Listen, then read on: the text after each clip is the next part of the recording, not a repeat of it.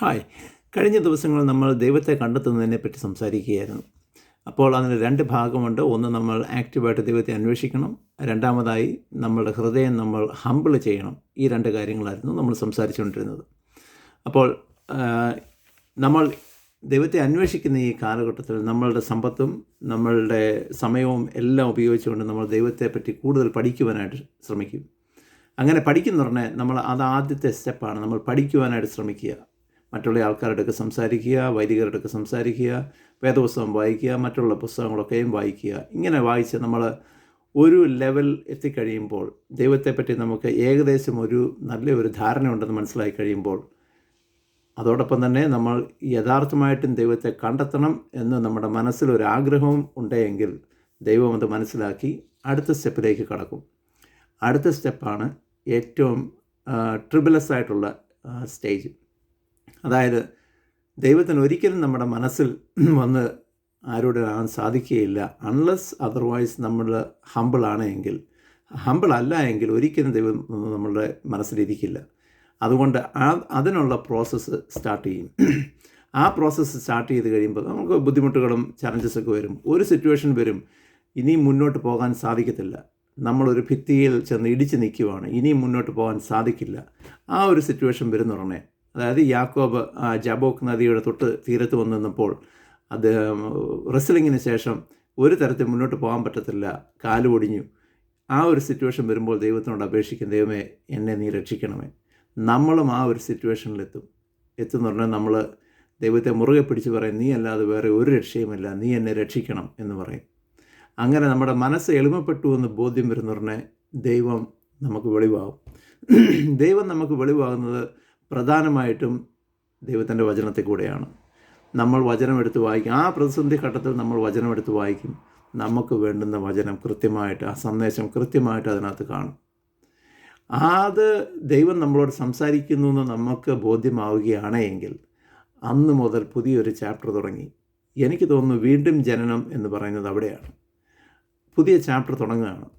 പിന്നീട് നമ്മൾ ഇപ്പോൾ പല ആൾക്കാരും 1 വർഷം കൊണ്ട് വേദപുസ്തകം മുഴുവൻ വായിച്ച് തീർക്കാനായിട്ട് പ്ലാനും എല്ലാമായിട്ട് നമ്മളുടെ അടുക്കൽ തരും.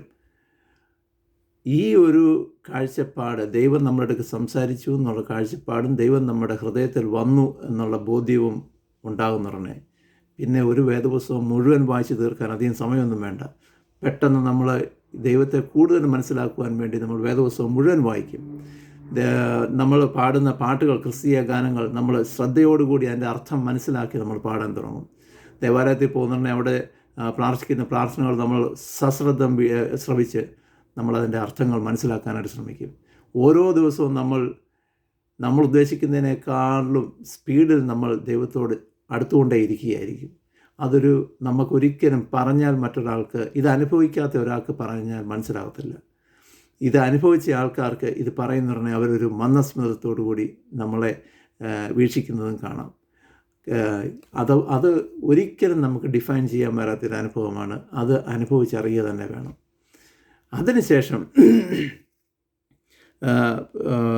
അതിനുശേഷം നമുക്കൊരു ജീവിതത്തിലൊരു സമാധാനം ഉണ്ടാകും. പീസ്. 1 കൊരിന്ത്യർ ഫിലിപ്പിയൻസ് 4:7 പൗലോസ് പറയുന്നു, the peace that പാസത്ത് all understanding. മനുഷ്യർക്ക് ചിന്തിക്കാൻ വരാത്ത രീതിയിൽ, സാധാരണ ബുദ്ധിക്ക് ചിന്തിക്കാൻ വരാത്ത രീതിയിൽ അതിൽ കവിഞ്ഞ ഒരു സമാധാനം നമുക്കുണ്ടാവും. ആ സമാധാനം എന്തിനെ ഓർത്താണ് എന്ന് ചോദിച്ചു കഴിഞ്ഞാൽ,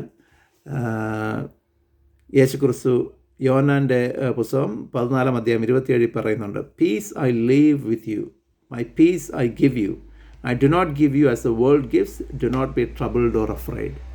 യേശു നമുക്ക് തന്നിട്ട് പോയ സമാധാനം, അതായത് നിത്യജീവൻ നിനക്കായി ഒരുക്കപ്പെട്ടിരിക്കുന്നു.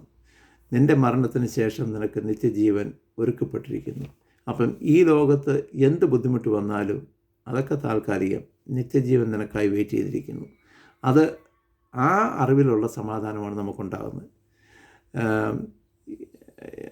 ദാവീദിൻ്റെ സങ്കീർത്തനം 13-ാം അധ്യായം അത് തുടങ്ങുന്നത് തന്നെ, how long shall I wait for you, how long will you turn your face away from me. കുറച്ച് ഹൗ ലോങ്, എത്ര നാൾ നീ എന്നെ മറന്ന് കഴിയും. അങ്ങനെ മനസ്സിൻ്റെ ആ വിഷമം കൊണ്ട് ദാവീദ് ചോദിക്കുന്നതാണ്. ആ അവസാനം 13-ാം സങ്കീർത്തനത്തിൻ്റെ അവസാനിക്കുന്നത് I will rejoice in your salvation. ഞാൻ നിൻ്റെ സാൽവേഷൻ അതിലാണ് ഞാൻ സന്തോഷിക്കുന്നത്. അപ്പം ആദ്യ നിരാശയിൽ തുടങ്ങിയ ആ സങ്കീർത്തനം അവസാനം പ്രത്യാശയിലാണ് അവസാനിക്കുന്നത്. അപ്പം നമ്മളുടെ മനസ്സിലും ആ ഒരു സാൽവേഷനിൽ ഉള്ള ആ സമാധാനം നമുക്കുണ്ടാവും. അത് വന്നു കഴിഞ്ഞാൽ പിന്നീട് നമ്മുടെ ജീവിതം, നമ്മുടെ പ്രയോറിറ്റീസ് എല്ലാം മാറുന്നു.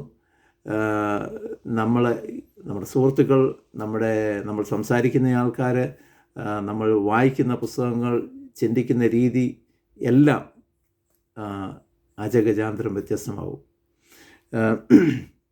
ഇനിയിപ്പോൾ ഇതിന് ശേഷം ഈ ഒരു യേശുക്രിസ്തു നമ്മുടെ മനസ്സിൽ വന്ന് വസിച്ചതിന് ശേഷം, അതിന് ശേഷം നമുക്ക് പല ദൗത്യങ്ങൾ കിട്ടാം. ചില ആൾക്കാരാണെങ്കിൽ ദൈവവചനം അവർക്ക് വളരെ പാഷനേറ്റായിട്ട് മറ്റുള്ളവർക്ക് പ്രസംഗിക്കാനായിട്ട് പോകും. ചില ആൾക്കാർ സൈലൻ്റായിട്ട് പ്രവർത്തിക്കും. ഏത് രീതിയിലായിരുന്നാലും നമ്മളുടെ ജീവിതത്തിൻ്റെ സെൻറ്റർ യേശുക്രിസ്തുവാകും.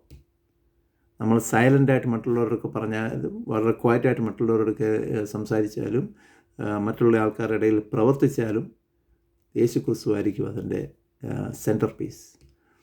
പൗലോസ്ലീഹയുടെ എക്സാമ്പിൾ നോക്കുകയാണെങ്കിൽ അദ്ദേഹം വളരെ ജലസായിട്ടുള്ള ആളായിരുന്നു.